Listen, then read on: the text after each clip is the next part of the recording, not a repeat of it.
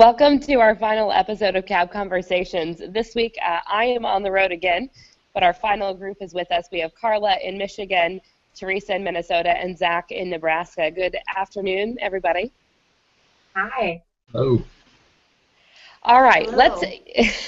let's get into it and get crop updates because it's been wet in a lot of places around the Corn Belt. And Zach, let's start with you in Nebraska. Well, yeah, just the same as it's been all over. We've been, wet. It was starting back with planting. We never really got more than about 2 or 3 days straight to get stuff planted. Got everything in, and it's been really wet since then. We're just working around rain and mud right now. We're pretty fortunate we don't have anything really flooded out much, a little bit in some creek bottoms, but there's been some stuff there's been some pretty bad washing problems. County roads are getting kind of beat up real bad, which could be an issue come harvest time. We'll see if the roads department can keep up, but overall, yeah, just kind of like a lot of places, we're trying to deal with all the rain and the mud as best we can. Teresa, what about you guys in Minnesota? How are things looking in your area? Well, we actually have been relatively fortunate. We had our series of rain, probably 6 to 8 inches, after we got done planting through the next series of weeks and thought, well, it looked a little bit hopeless. As of yesterday, my husband had all the first round of spraying done on the wheat and the soybeans. It did actually start drying around here. We'd like to go more than a week without rain, but it's not, apparently we can't really get that. But we've gotten small enough rains and enough wind and stuff to let us keep going. Thanks, Teresa. Carla, what about you guys in Michigan? I know dairy is your primary farming operation, but how are things looking up there, and how are folks in your area affected by this tremendous amount of rainfall that just seems to not stop lately? Well, things are a little different for us. We grow the corn and alfalfa for our cattle, and usually a lot of years we're saying, oh, why doesn't it rain? Why doesn't it rain? And finally it did rain, and we got a lot less rain than a lot of other people. We got 2 inches here. And so that was really great for our crops, and even a mile away they got double that and had a lot of flooding. So a lot of times I'm saying, why do my ancestors live in a place where it doesn't rain enough? But this year it works out, and we got a really good amount of rain. Our corn is coming along really well. We got it fertilized and sprayed, and so that looks like it's going to be good so far. And our alfalfa, we would normally be cutting this week, but it didn't get enough warmth in the beginning since the last cutting, so we're going to wait another week on that. What do you think is the biggest challenge for you guys when you're working and trying to get things done for the crop when it comes to weather? Carla, we'll start with you guys, and then we can kind of go around the Corn Belt. We always joke about that because now we have a weather station on our property, and it tells us exactly everything that you could possibly want to know about the weather right here on the desk. And even though you know all of that, it's just reporting what happens. And so what we just try to do is, in any time that there's a chance that you can do something, whether it's a weekend, whether it's a holiday, we just try and get it done in the time that you have. As we all know, the weather is the hardest part about farming, and the part that you worry about the most, and the part you hope for the most. And so staying positive, I say, is the best part. And we always say, well, we always do get a crop, whether it's a good crop or a bad crop, and there's always crop insurance. Zach, what about you guys in Nebraska? You mentioned trying to get some field work done. Are you able to get anything done this year?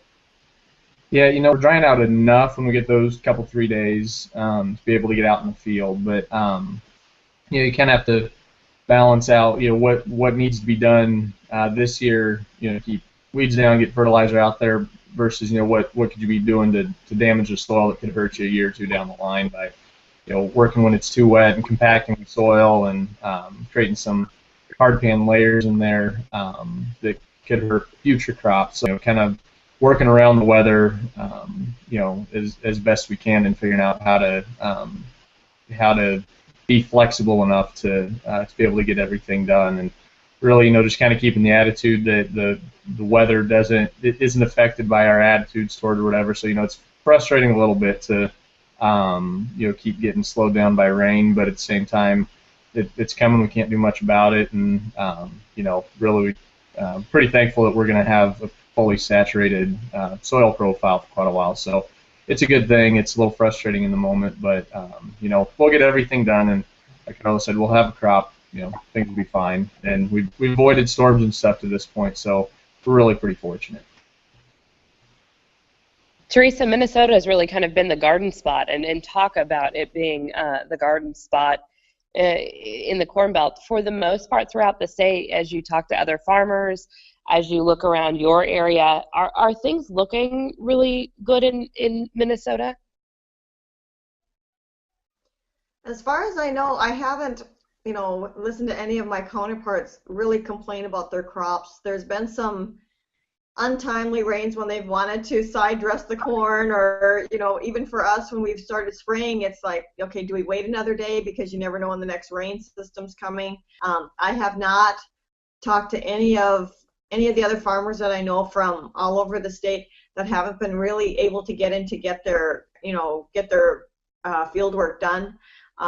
So I think a little bit of patience has paid off, because I think everybody's kind of gotten that break that they needed. And as far as I know, I don't know of anybody that the rain really stopped them. I think it might have delayed them a little bit, but I don't think that I don't know of anybody that's really rutting anything in or not getting something done because of the weather. And sadly, that's the case in parts of Illinois, Missouri, and Indiana. We give you guys the opportunity to talk to each other, to ask each other questions each week. What are you curious about? How things are looking, or what's going on in states that aren't your own? Zach, how much more is this? You said you had 14 inches so far this year, and that's usually your regular? It's about half of our average annual rainfall. So usually we get about 27 inches for the whole year. So 14 inches in just a little over a month that's a little crazy for us. It's I mentioned that we've been pretty fortunate. We haven't had too much flooding. You don't have to go too far to the southwest or southeast here, and there's been a lot of flooding concerns. Seen guys somewhat joking about checking their fields with jet skis. At one local farm that had a video go sort of viral for they were water skiing in the roadside ditches. So a lot of water. Not a lot you can do about it, but we've been fortunate, and we'll take the rain. It's our second straight really wet year, so it's good to have rain, I guess. We'll take it. Better than the alternative. Yep. Are you concerned about it turning off hot and dry, Zach, and how that could potentially affect the crop, having this much rain so far this year? Really, we could use some heat. We've had some finally getting into the 80s, getting a little warmth to it, getting a little more sun. Stuff's starting to green up and look better. If it was 95 for 10 days, I don't think anyone's feelings would be hurt too much by that. We've really got enough water in the ground that we're probably going to be able to get through tasseling without having to turn on any pivots, even if the rain just shut off today. So we're in really good shape. Hot and dry wouldn't be a bad thing for us to deal with for a while, but with this much moisture in the ground, the moisture tends to bring moisture, so I'd be pretty surprised if it turned off. We're probably just going to be wet for at least until the fall. Carla, how's the heat been in your area? Have you been getting the normal heat units that you've needed, or is it are you guys behind average? We are pretty much average right now. It's been getting into the 80s in the last couple weeks, and so that's been really good for the corn. Um, I am looking forward to 90s for a couple days because I have to teach swimming lessons here coming up. But for the crops, the 80s have been really good, and it just took longer than usual to get up there, but now we're about standard. And it's so funny because, you know, we have all this rain and now everything's saturated and it seems great. And then if you go even 3 days without rain, everybody starts getting antsy and when is it going to rain again? And so in 3 days, it'll be a totally different story. That wraps up our season of Cab Conversations. Make sure to follow us along online and on Twitter at #CabConversations.